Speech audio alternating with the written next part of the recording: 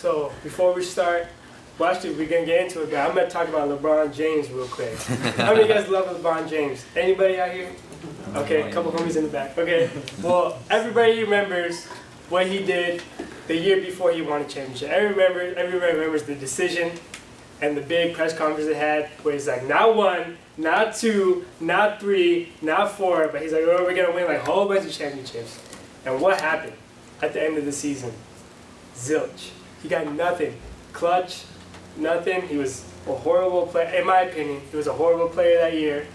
And he took all the criticism the media gave him, and he took all that in, went in the summer, and came out a new person, a new basketball player in the 2012 season.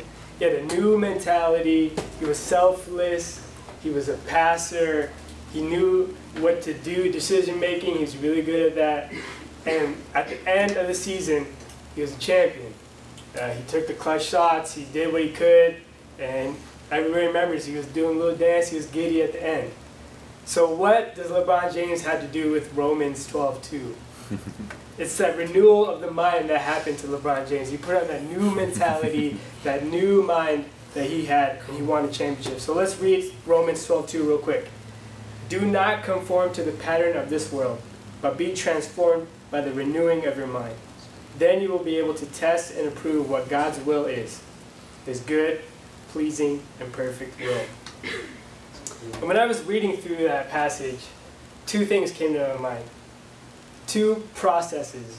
This renewal of the mind, which we're going to be focusing on today, is a process. It doesn't happen like instantaneously. It's not like, oh, you know what, Lord, I'm good. My mind is good. Let's get rid of the secular music, the TV, all the junk.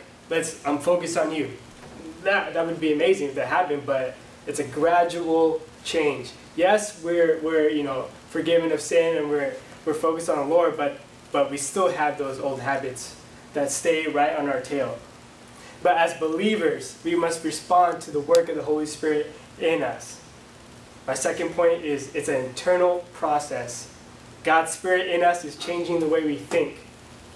It changes us from the inside out, but we still have to recognize that we still live in a messed up world. Like I said, there's going to be those old sin habits, those old things that we do that are trying to creep up on us. But the way we live our life, the way we have that new mentality will change us. We'll want to strive and hunger and thirst, like Casey said, she was talking about thirst. We'll want to do those things instead of going back to our old habits. And my last point is when we live in that kind of process, that renewal of the mind, God is going to ingrain his values on our heart. We won't want to live the way we want to live anymore. We're going to have that new mind, that new spirit, that new connection with the Lord. So as I conclude, I want to you guys remember a couple things here. God renews our mind daily. Remember, it's a process. It takes time. If we have that renewal of the mind, we won't be conforming to the pattern of this world. Instead, we're going to adopt God's values that are important to him. It will be important to us. And I want to end with this quote right here that I found.